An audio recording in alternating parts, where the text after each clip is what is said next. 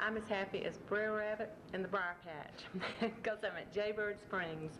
And these two people sitting next to me love Jaybird Springs even more than I do, and they certainly know a lot more about it than I do. I just know that when I was a child, I used to come here and had a wonderful time, spent many, many happy summers here when I was a child and then when I was a teenager.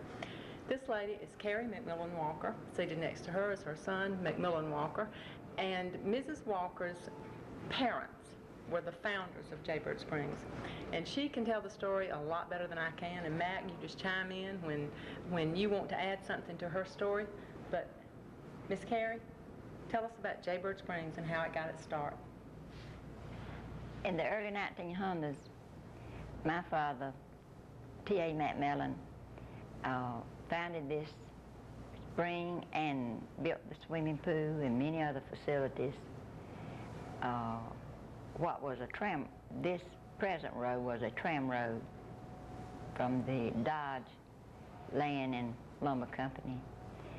And at that time, they had crews that came through here. And an old man was hurt in a logging accident one day on this tram road. His legs were caught between some logs. And he said Jaybirds led him to where the water was bubbling up out of the ground. He bathed his legs and they got well. Thereafter, it's always been Jaybird Springs. The property the spring was found on belonged to Mr. T.A. McMillan. Mr. McMillan had a desire to share this health-giving water with the world. He was unable to locate the source of the spring, so he built a fountain over the spring and established the name Jaybird Springs. As time went on, when he decided to build the swimming pool, it took a long time and took out lots of dirt from the earth at that place. And he had built a boardwalk down to the springs through the sweet gum and cypress trees, beautiful trees, magnolia trees. And as years went on, young people called it Lover's Lane.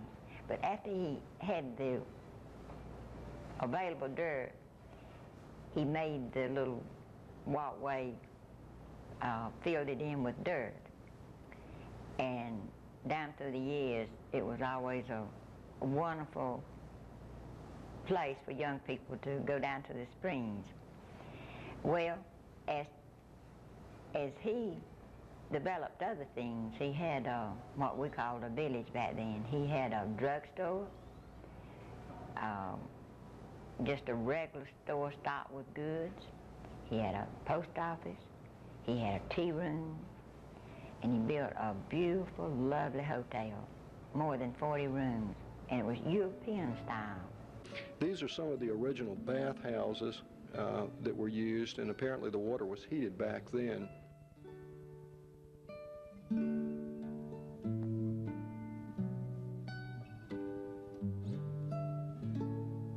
These were the vacation cottages, and this was before Sue started coming down here too. These are some of the crowds going down toward the spring.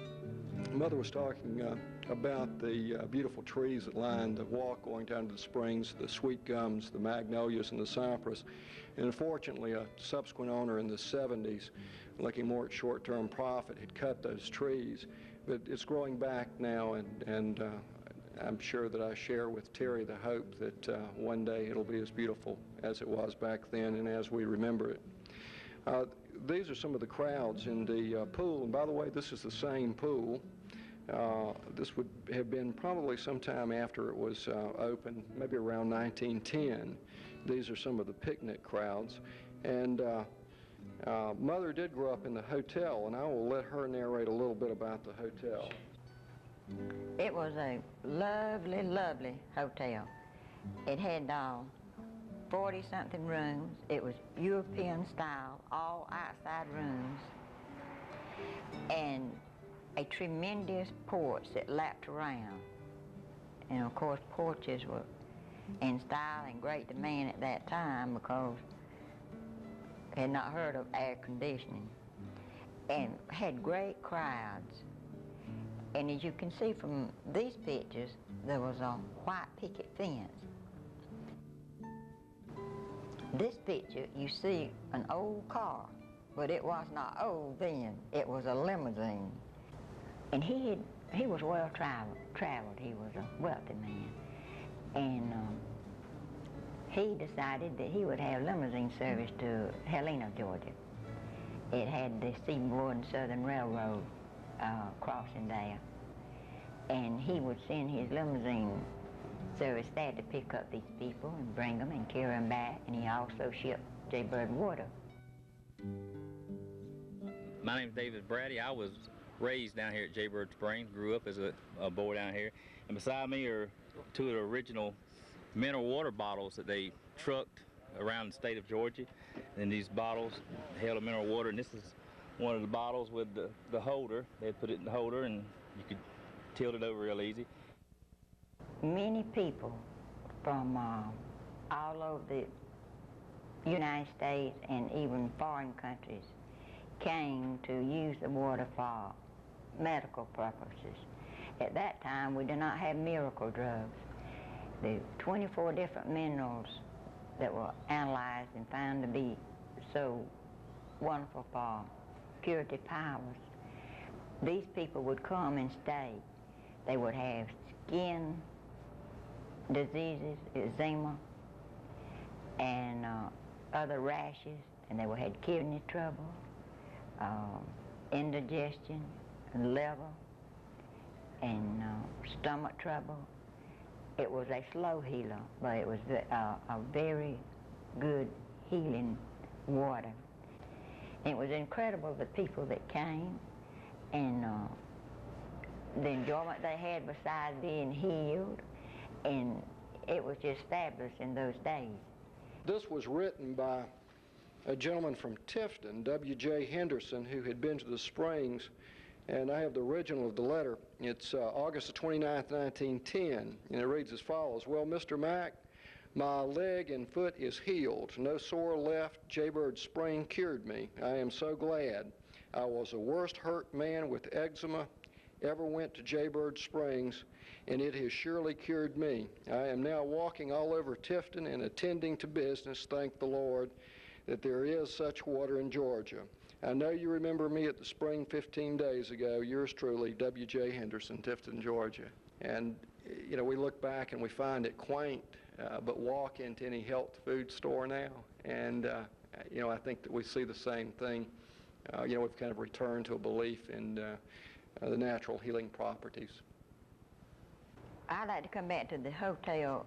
This lady was, she was a professional hotel manager and had porters to come out and get the luggage and take the luggage in. I want to describe the kitchen and dining room. To be way out in the country, the dining room was tremendous. I don't know how large this room is, but it probably was this large or larger, just tremendous. And beautiful white, starched linen table covers and sideboards. And in between the kitchen, there was a tremendous pantry and a huge kitchen. And the stove, I have never seen the lights on. It was, oh, it was longer than one of these pool tables. Had double ovens. And it was iron. It was iron. It was a tremendous stove. And chopping blocks and tables, preparation, just all long tables. Dishes. Linen, had linen closets upstairs, just tremendous with sheets and towels. I carried pitchers of fresh Jaybird Spring water to the rooms, to the people, and they would pay me 25 cents per pitcher. And as a little girl, that was lots of money for it to have been what it was. It was just like a flower in a desert. Behind me was where the old tabernacle, where they had camp meetings at Jaybird, and hundreds of people would come in the summertime. Preachers and teachers from all the states. And they'd have a week-long, 2-week-long camping and preaching and singing.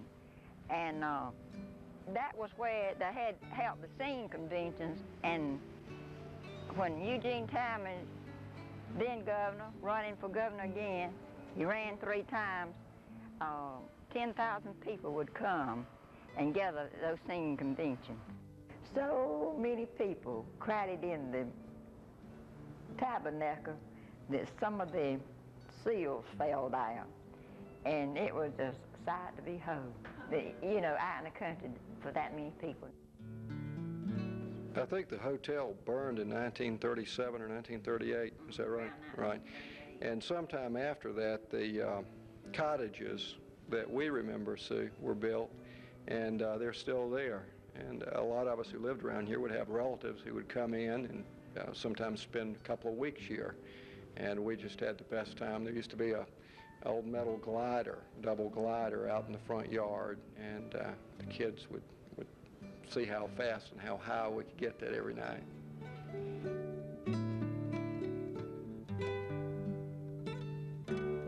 Jaybird Springs School was established in the 1930s.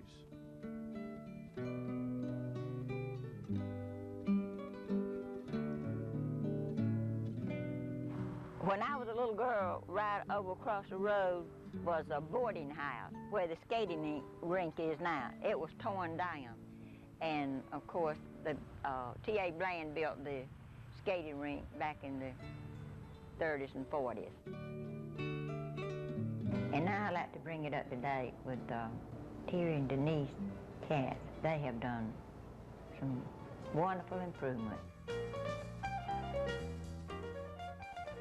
You are the current owner of Jaybird Springs. I want you to tell me how you heard about Jaybird Springs and what made you think that you could buy it and run it. Well, that's interesting, Sue. God has blessed us with 2 wonderful daughters. We have a 15-year-old Allie and a 3-year-old Emily Elizabeth. And we've spent the last 14 years down in Florida in a corporate world. Was not real conducive.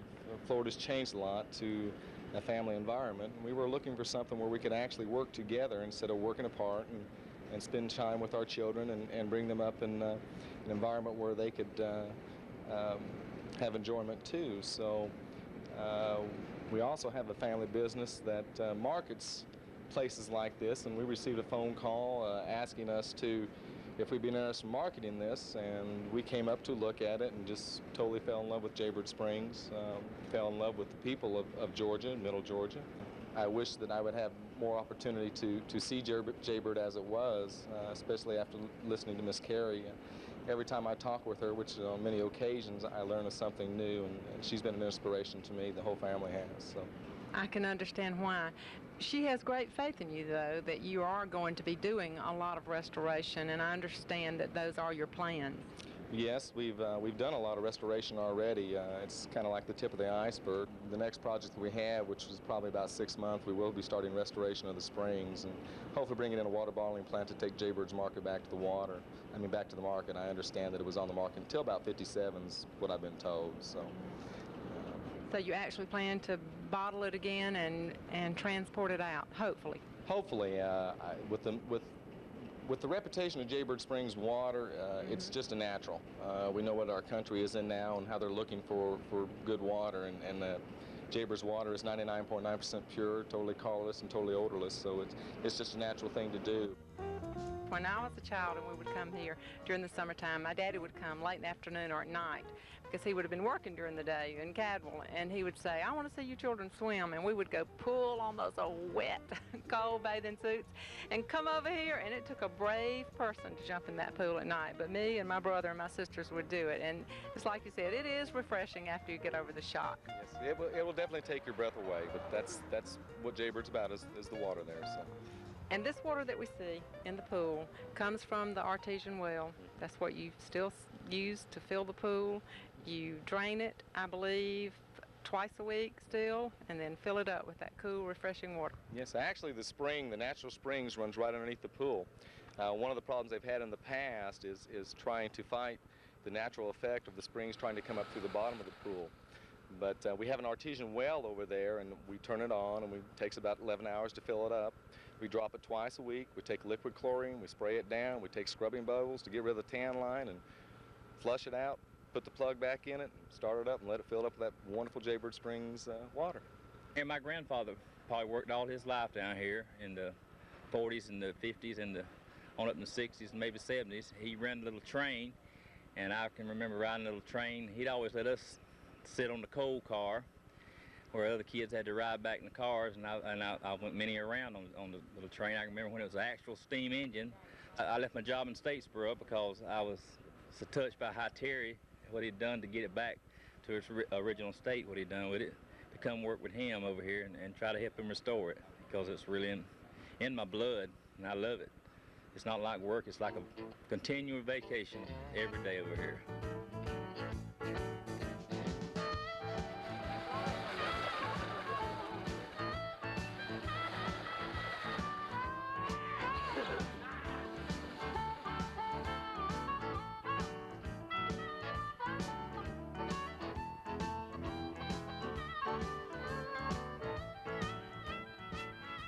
Terry and Denise have really come forward, and they are practicing the wonderful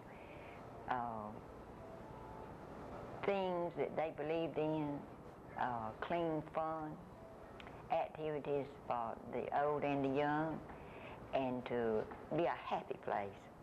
And that's what we always wanted Jaybird to be, a happy, clean place.